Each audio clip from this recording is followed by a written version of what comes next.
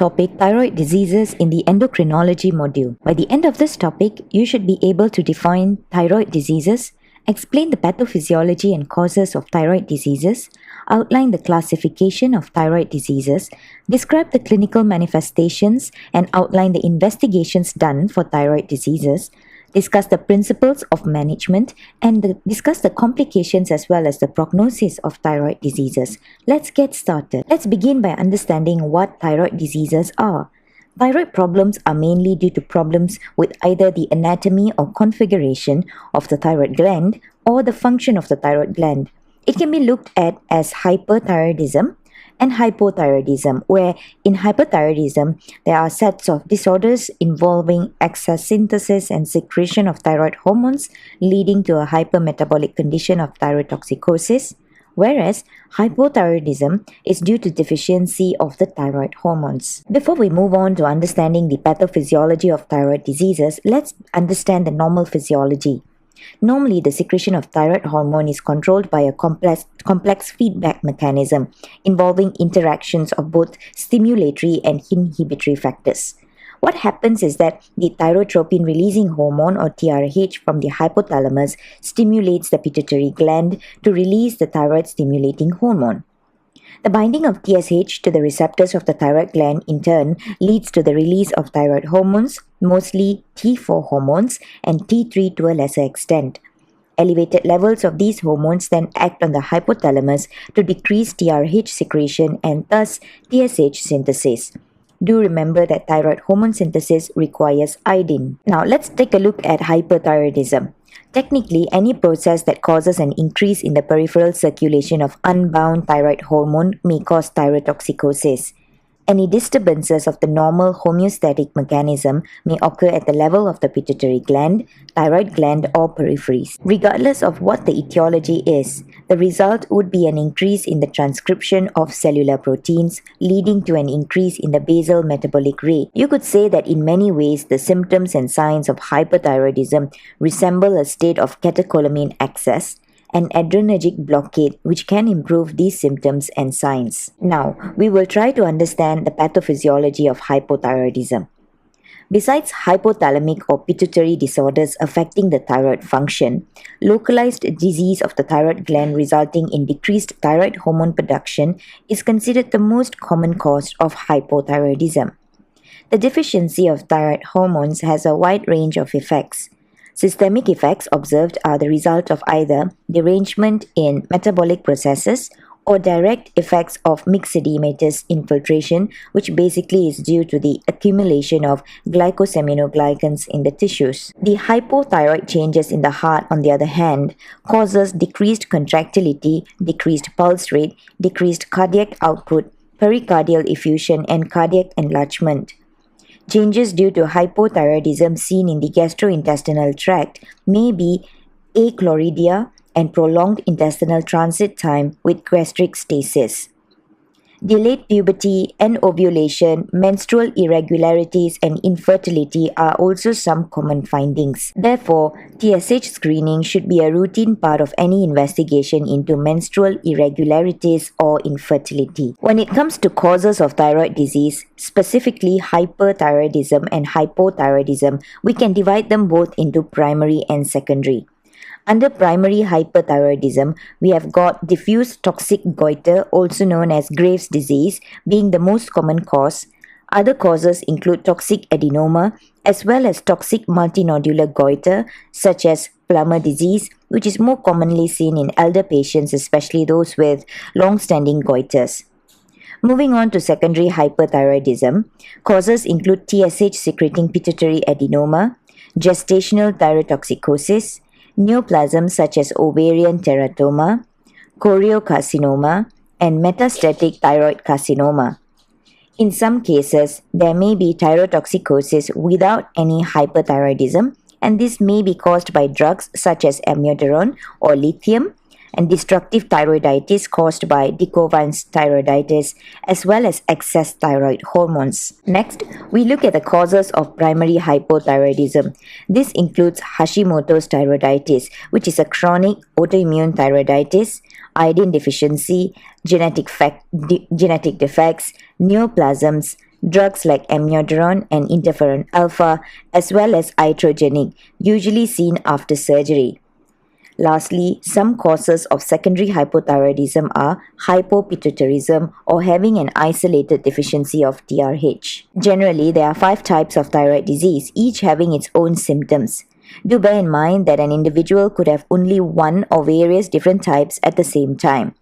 The classification is into hypothyroidism, hyperthyroidism, structural abnormalities, tumors, and abnormal thyroid function tests without any clinical symptoms. Hypothyroidism indicates low function and it's caused by not having free thyroid hormones, while hyperthyroidism, high functioning, is caused by the opposite, having excess free thyroid hormones. In the case of structural abnormalities, most commonly it will be a goiter, which is an enlargement of the thyroid gland.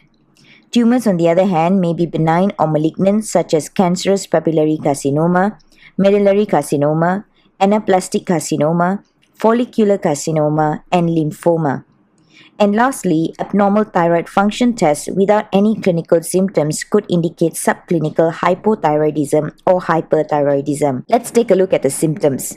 Symptoms-wise, in hyperthyroidism, the patient will complain of weight loss despite having an increased appetite, being more hyperactive, getting easily irritable, and increasing insomnia or anxiety or depression, particularly in the elderly group. In addition to that, patients may complain of increased sweating and heat intolerance, where they would notice a preference for the cold.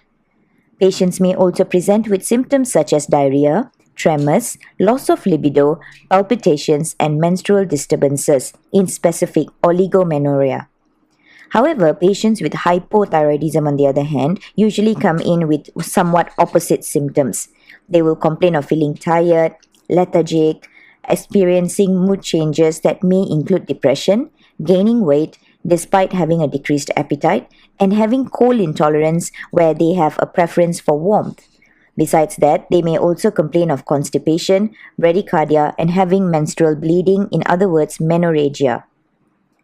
Patients with hyperthyroidism will have alopecia, weight loss, and face appearing flushed. These are obvious clinical signs. They may also have ocular signs such as eyelid retraction, exophthalmos, and oculomotor palsies. On examination, patients may also have proximal myopathy, warm and sweaty palms, tremors, thyroid acropathy or clubbing, hyperreflexia, and pretibial myxedema.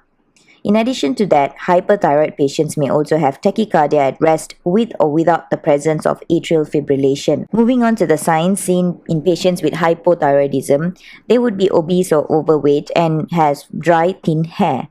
You may also notice that there's loss of outer third of the eyebrows. Patients may also have muscle weakness, cold periphery, signs of carpal tunnel syndrome, hyporeflexia, edema, and unlike hyperthyroidism, they are bradycardic. Another additional clinical manifestation in thyroid disorder would be the presence of neck swelling. There are a few investigations that you would need to order when you are suspecting a thyroid disorder. A fine needle aspiration cytology is the single most important investigation modality for the management of thyroid nodules. It has a high specificity of 92% and a sensitivity of 83%.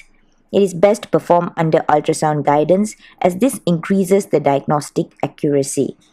In the case of cyst, a fine needle aspiration can be both diagnostic and therapeutic. The cytologic smears, on the other hand, should be reported based on the Bethesda classification. The Bethesda classification has 6 categories as shown here. As we progress from category 1 to category 6, the risk of malignancy increases, and this classification is important to standardize the reporting of thyroid fine needle aspiration as well as to aid the management of the patient. Ultrasound of the thyroids is also indicated in all patients with a palpable thyroid nodule or with clinical risk factors.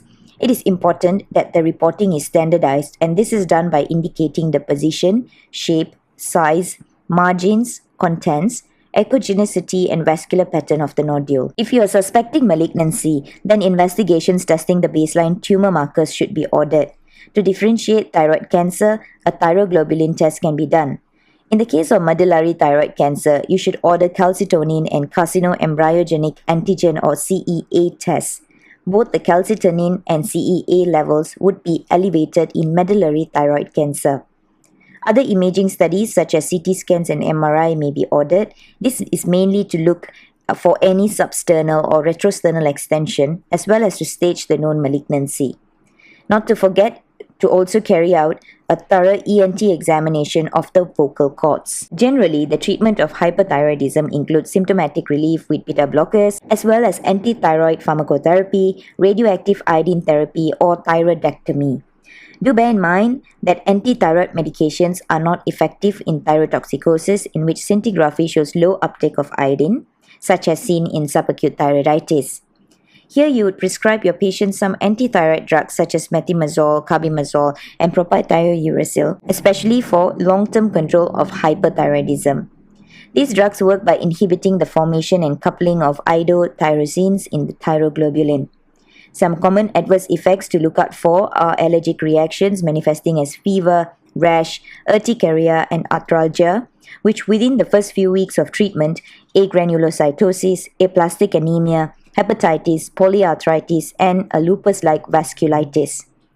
All of these adverse effects, except agranulocytosis, occur more frequently with propylthiouracil. In cases where there is severe thyrotoxicosis from Graves' disease or subacute thyroiditis, iodine or iodinated contrast agents can be administered in order to inhibit the T4 conversion to T3 and the release of thyroid hormones from the gland. Radioactive iodine therapy is the most common treatment for Graves' disease. Now let's discuss the medical therapy of hypothyroidism. The treatment goals for hypothyroidism are to both reverse clinical progression and correct metabolic derangements as evidenced by normal blood tests of TSH and free T4. Thyroid hormone is administered to supplement or replace endogenous production. Normally, hypothyroidism can be adequately treated with a constant daily dose of levothyroxine, which is T4. Here, you administer thyroid hormones to supplement or replace endogenous production. Generally, hypothyroidism can be adequately treated with a constant daily dose of levothyroxine. Patients should always be monitored for symptoms and signs of overtreatment, which may present as tachycardia, palpitations, atrial fibrillation, nervousness, tiredness, headache, increased excitability, sleeplessness, tremors, and possible angina. Thyroid surgery may be indicated for a variety of reasons. A nodule or lobe of the thyroid is sometimes removed for biopsy or indicated when there is presence of an autonomously functioning adenoma causing hyperthyroidism. A large majority of thyroid may be removed to treat hyperthyroidism or Graves' disease, to remove a goiter that is unsightly, or if there's an impingement on the vital structures. This is known as subtotal thyroidectomy, and it is the oldest form of treatment for hyperthyroidism. A complete thyroidectomy, on the other hand, is when the entire thyroid is removed along with its associated lymph nodes. This is the preferred treatment for thyroid cancer. Removal of the bulk of the thyroid gland usually produces hypothyroidism unless the person takes thyroid hormone replacement. Consequently, individuals who have undergone a total thyroidectomy are typically placed on thyroid hormone replacement for the rest of their life. Higher than normal doses are often administered to prevent any recurrence. Hemithyroidectomy as well as contralateral subtotal thyroidectomy have also been used. A hemithyroidectomy is when the entire ipsilateral thyroid lobe and isthmus are removed with or without removal of the central neck lymph nodes. You may also do a radical neck dissection in which there is removal or en bloc of the entire ipsilateral lymphatic structures of the neck from the mandible superiorly to the clavicle inferiorly, from the infrahyoid muscles medially to the anterior border of the trapezius laterally. There's also modified radical neck therapy in which has three types. Type 1 is when one of the three structures is not removed, usually the spinal accessory nerve, while type 2 is when two of the three structures are not removed, usually the sternocleidomastoid and the internal jugular vein. And type 3, on the other hand, as you can tell, would then mean that all three of the structures. Lastly, there's extended neck dissection, known as the functional neck dissection, in which the lymph nodes and or the structures that are not included in the classical neck dissection are resected. Next, let's talk about the complications of thyroid diseases. Firstly, there may be pain, and this is seen when there's bleeding in the cyst causing a sudden increase in size and pain. Rarely, this pain may be associated with anaplastic carcinoma and thyroiditis. The patient may also develop compressive symptoms such as difficulty in swallowing, difficulty in breathing, hoarseness of voice. And remember that benign pathologies almost never compress the recurrent laryngeal nerve. Another complication includes fixed gaze. This means that there is risk of optic nerve compression and is considered a surgical emergency. There may also be high output cardiac failure, so you will need to ask the patient about dyspnea and effort tolerance. Patients may also develop thyroid storm or thyrotoxicosis crisis, where there will be metabolic and hemodynamic instability. Prognosis-wise, any undertreatment of the condition will lead to disease progression with gradual worsening of the symptoms as well as causing further metabolic derangements. Now let's summarize what we have covered so far. Thyroid diseases are mainly due to problems either with the configuration or anatomy of the thyroid gland or the function of the gland. Any process that causes an increase in the peripheral circulation of unbound thyroid hormone can cause thyrotoxicosis, while localized disease of the thyroid gland resulting in decreased thyroid hormone production is the most common cause of hypothyroidism. While localized disease of the thyroid gland resulting in decreased thyroid hormone production is the most common cause of hypothyroidism. Generally, hyperthyroidism resembles a state of catecholamine excess, and hypothyroidism may cause systemic effects such as derangements in the metabolic process or direct effects due to myxedematous infiltration.